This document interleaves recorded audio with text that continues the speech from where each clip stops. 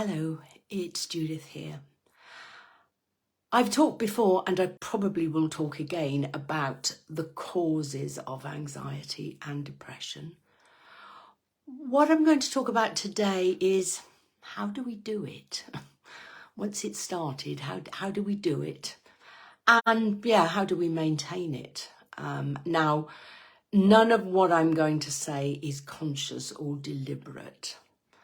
So something happens in our lives, and it could be a huge trauma. It could be from a long time ago. It could be something fairly recent and maybe to other people less significant. It's a very personal thing what sets anxiety and depression off.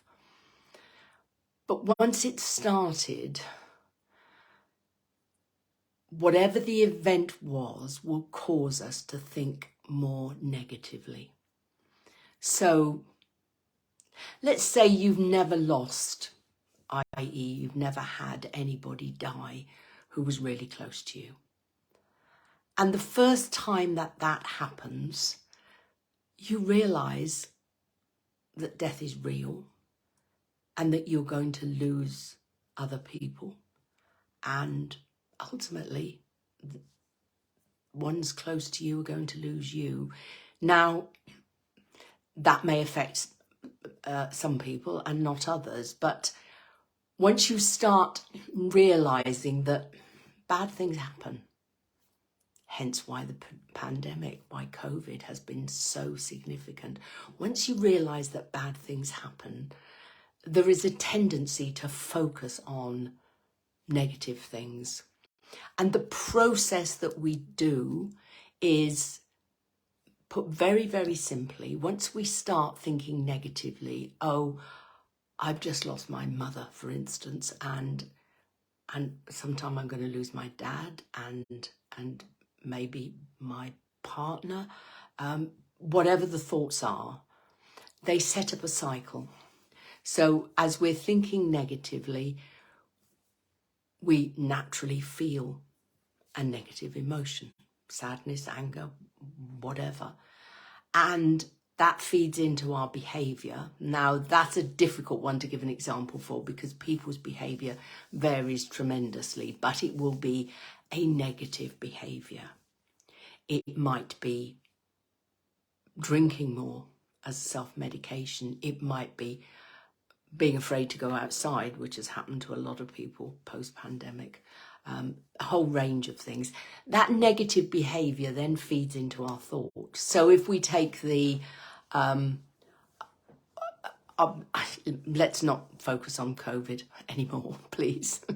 Let's say something's happened and you are now scared to go out socially, which is something that I've talked about very recently. So you have developed social anxiety. So you now realise that uncomfortable things can happen in a social situation. Maybe somebody was rude to you or upset you in some way, and then you just less and less want to go out. So the behaviour is to stay in. And the more you stay in, the more negative your thoughts become, the more you think about all the awful things that could happen, might happen, will happen if you step foot outside the front door. Then obviously the more your feelings are deepening, fear primarily. So I'm talking about the extreme end of it, it starts gradually and it is a vicious circle. So some small thing maybe happens, you start thinking negatively, you start feeling negatively, you start behaving differently, that feeds the negative thoughts, and we go round and round and round in an ever increasing spiral downwards.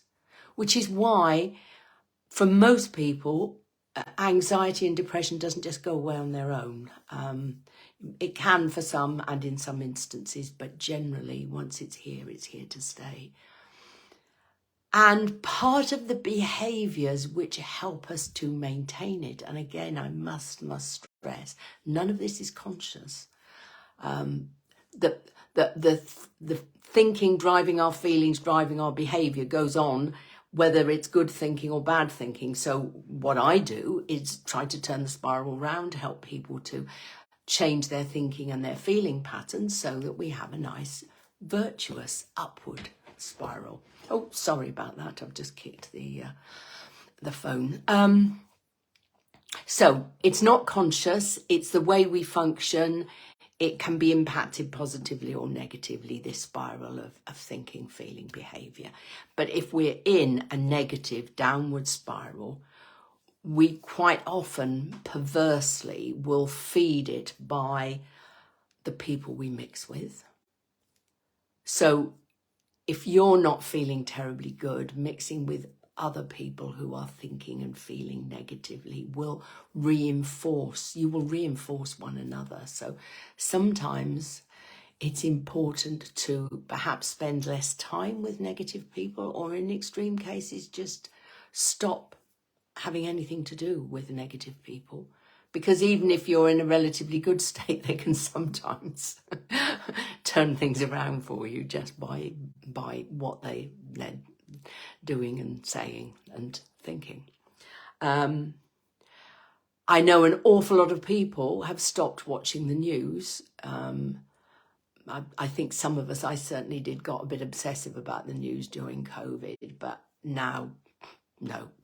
I have alerts come up on my phone. If there's anything important that I need to know about, I will follow those through and read whatever the report is. Otherwise, I don't want to know.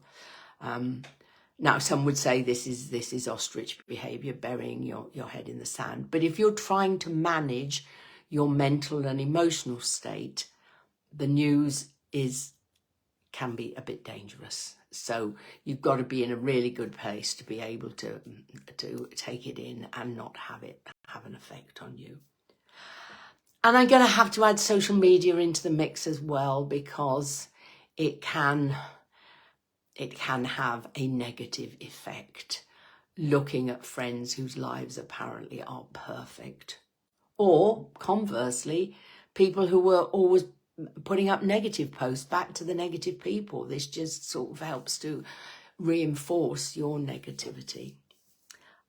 So what's the purpose of this? Well, firstly, I think the main thing is understanding how it works helps us, both my clients and me, to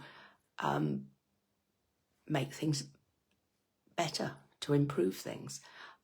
So as I said, this cycle of negative thinking, feeling, behaviour that supports all of that, feeding round and round and round in an ever downward spiral, we can change. We can simply turn that round. We can work on the thinking, we can work on the feeling. I rarely work on the behaviour. So those are the two things we will work on. So understanding how it works gives, I hope, people hope that it's perfectly possible to change it. Once they realise that their thoughts are under their control. They don't feel like it, because a lot of our thinking is habitual. We're a lot of the time on automatic pilot. So it doesn't feel like there are thoughts and we're in control. And the second reason for talking about this is, if you feel any of the things I've mentioned, social media, the news, or negative people, is having an effect on your mental and emotional state, then you can do something about it. As always, I've gone through quite a lot this time, probably more than I intended to. But if you've got any questions, or you want to know even more, or what exactly we do to change those thoughts and feelings, then as always, you know where I am. Get in touch. I'm always happy to talk to people, whether they're interested in having therapy with me or not. I'm happy. You can book a half-hour chat with me on Calendly. I'll try to make sure the link is put below this video. And yeah, that's it. More than enough, you might say, for today. And I look forward to seeing you next time. Meanwhile, take care and watch those thoughts. Okay, bye.